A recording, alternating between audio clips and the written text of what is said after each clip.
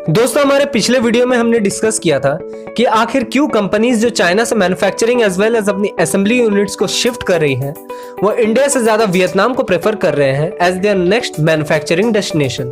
सो link description में है, जाके चेकआउट जरूर कर सकते हो इस वीडियो के बाद। अब दोस्तों, दुनिया की 5th largest economy as well as world's fastest growing economy India के ऊपर कहीं बड़े कंपनीज की नजर है और तमाम मुश्किलों के बावजूद इंडिया एक लार्ज मार्केट स्पेस, एक बहुत बड़ा industrial hub as well as एक काफी चीप लेबर सेंट्रिक कंट्री है। सो आज के इस वीडियो में हम डिस्कस करेंगे कि इंडिया कौन से मामलों में एक अच्छा मैन्युफैक्चरिंग डेस्टिनेशन बन सकता है। तो वीडियो को पूरा जरूर देखिएगा दोस्तों। लाइक शेयर सब्सक्राइब जो भी करना चाहते हो कर सकते हो, और अगर सब्सक्राइब किया तो बेल आइकन पे क्लिक करना मत भूलना। तो दोस्तों चलिए इस वीडियो में आगे बढ़ते हैं।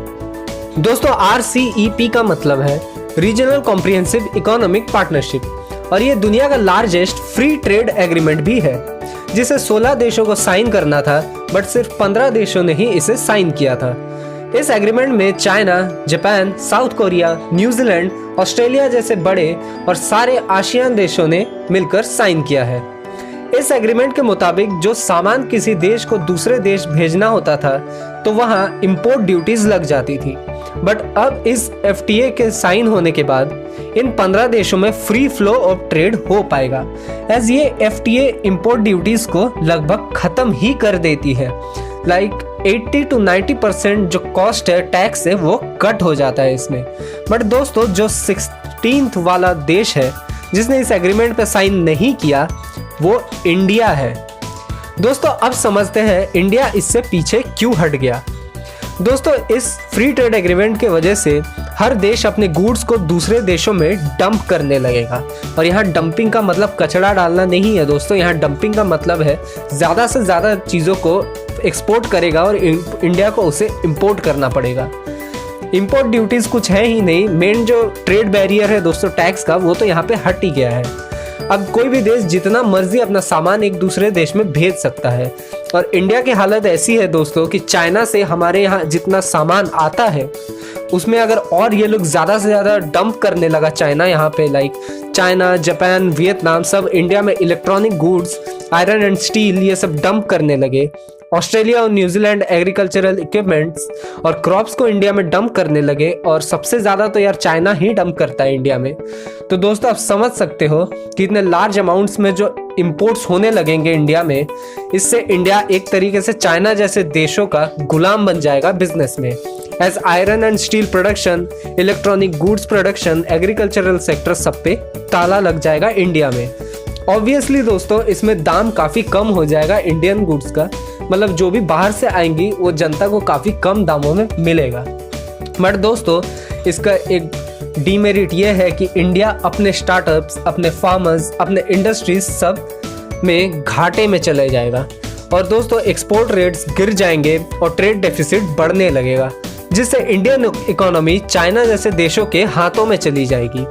इसी वजह से इंडिया ने 2019 में इस एग्रीमेंट से खुद को विड्रॉ कर लिया था, बट इंडिया फ्यूचर में कभी भी इसे दोबारा ज्वाइन कर सकता है। दोस्तों, इससे क्या हुआ कि इंडिया अपने बिजनेस इकोसिस्टम, अपने इंडस्ट्रीज, इन सब को डेवलप कर पाएगा ग्राउंड लेवल पे, और दुनिया के बाकी देश जब यहाँ पे इंपोर्ट्स उतना ज़्यादा नहीं करेंगे, उतना डंप नहीं करेंगे अपने सामान को, स्पेशली चाइना, तो दोस्तों इंडिया एक तरीके से आत्मनिर्भर हो पाएगा और अपने जो बिजनेस एम्पायर है उसे और ज़्यादा डेवलप कर पाएगा, जिस वजह से जो चाइना से कंपनीज निकल रही हैं उन्हें इंडिया में अपने फैक्ट्रीज और प्लांट सेटअप करने के लिए दूसरी बार सोचना ना पड़े। दोस्तों, रिसेंटली 2019 में इंडियन गवर्नमेंट ने कॉर्पोरेट टैक्सेस को कम कर दिया foreign investments as well as economic growth के लिए।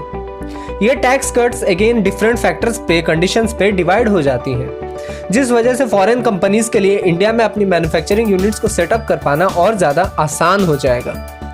2019 में कॉर्पोरेट टैक्सेस 30% से 22% तक कट कर दिए गए। वहीं नए मैन्युफैक्चरर्स के लिए टैक्सेस 25% से 15% तक कट कर दिए गए थे। साथ ही इंडिया ने एक 18% इंक्रीज देखी फॉरेन डायरेक्ट इन्वेस्टमेंट में अप्रैल और जून के महीने में 2020 में।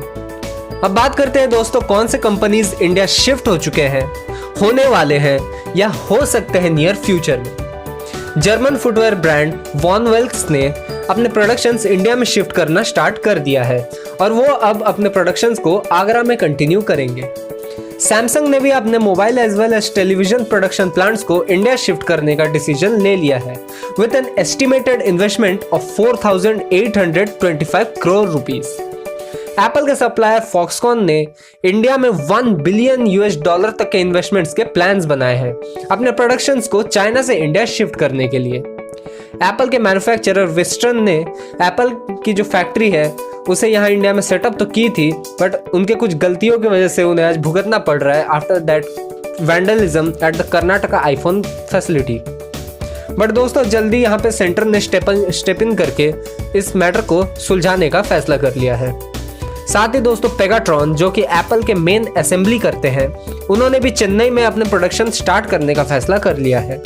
सो अब आईफोन्स, आईपैड्स और मैकबुक्स इंडिया में ही manufacture as well as assemble होंगे इफ सारे हालात और सब कुछ ठीक ठाक रहे तो। जापानीज कंपनी टोयोटा के ट्रेडिंग आर्म टोयोटा सुशो और कंपोनेंट मैन्युफैक्चरर सुमिदा कॉर्पोरेशन ने भी चाइना से अपने प्रोडक्शन इंडिया शिफ्ट करने का डिसीजन ले लिया है और अभी उनके फाइनल कुछ बातचीत चल रहे हैं। दोस्तों हैसब्रो जो कि वर्ल्ड के एक लीडिंग टॉय मैन्युफैक्चरर है, उन्होंने अपने 50% प्रोडक्शंस को चाइना से निकाल के Vietnam as well as India shift करने का डिसीजन ले लिया है। और आखिर में दोस्तों आता है HP ह्यूलेट पैकार्ड। उन्होंने चेन्नई में फ्लेक्स लिमिटेड के साथ अपने पीसीज और प्रिंटिंग जो प्रिंटर्स होते हैं उनके मैन्युफैक्चरिंग के फैसिलिटीज़ को स्टार्ट करने का फैसला कर लिया है। साथ ही दोस्तों गूगल, फेसबुक और क्वालकॉम ने रिलायंस जियो में ह्यूज अमाउंट ऑफ इन्वेस्टमेंट्स किए हैं to strengthen their joint business empire in India. और ऐसे ही हजारों कंपनीज अपने प्रोडक्शंस को शिफ्ट कर रही हैं चाइना से। बट सवाल ये है दोस्तों कि क्या चाइना जैसी फैसिलिटीज इन कंपनीज को कौन सी कंट्री दे पाएगी? क्या वो इंडिया होगी या वो वियतनाम होगी या फिर वो फिलीपींस, मलेशिया, कोई भी साउथ ईस्ट एशियन कंट्री होगी? ये देखने वाली बात है। साथ ही इंडियन गवर्नमेंट इंसेंटिव्स भी प्लान कर रही है to boost investments in India. अब दोस्तों इंडियन लेबर चाइनीज लेबर से चीप है, but Chinese labour Indian labour से कुछ मायनों में ज्यादा स्किल्ड है। साथ ही इंडिया में कंपनीज और मैन्युफैक्चरिंग यूनिट्स के लिए supply chains, safety, tax reduction, proper infrastructure as well as proper business ecosystem का इंतजाम गवर्नमेंट को अच्छी तरीके से करना पड़ेगा काफी कम समय में, बिकॉज चाइना से टक्कर लेने का ये एक काफी अच्छा मौका है। इंडिया, जापान और ऑस्ट्रेलिया ने ट्राइलेटरल सप्लाई चेन पे बातचीत शुरू कर दी है और इससे वो चाइनीज गुड्स पे अपने देशों की डिपेंडेंसी को कम करना चाहते हैं। दोस्तों जो फॉरेन कंपनीज की नजर है वो सबसे ज्यादा आज के डेट में इंडिया के इलेक्ट्रॉनिक्स इंडस्ट्रीज के ऊपर टिकी हुई है।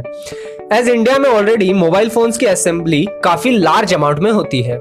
सैमसंग, ओप्पो, शाओमी और माइक्रोमैक्स इनके मोबाइल असेंबली यूनिट्स इंडिया में ऑलरेडी मौजूद हैं। बट प्रोसेसर्स एंड और कुछ इक्विपमेंट्स आज भी चाइना, वियतनाम, ताइवान, फिलीपींस जैसे देशों से बन के आते हैं। साथ ही लैपटॉप्स, टैबलेट्स, टेलीविजन्स और बाकी गैजेट्स एंड इलेक्ट्रॉनिक गुड्स में इंडिया में इन्वेस्ट करना एक काफी अच्छा आइडिया साबित हो सकता है due to large Indian market and young work force.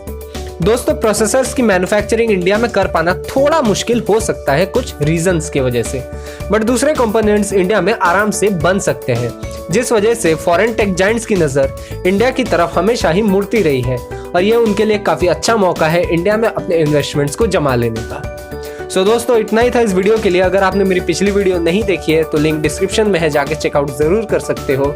And ये दोनों वीडियोस काफ़ी इंपॉर्टेंट है दोस्तों इस सिचुएशन, अभी के टाइम के सिचुएशन को देखते हुए, तो इसे ज़रूर शेयर कीजिए। अगर चैनल को सब्सक्राइब नहीं किया तो ज़रूर कर लेना दोस्तों, बेल आइकन पे क्लिक कर लेना, वीडियो को लाइक कर देना अगर पसंद आई हो तो। और मिलते हैं यार एक अगले और एक नए इंटरेस्टिंग वीडियो के साथ।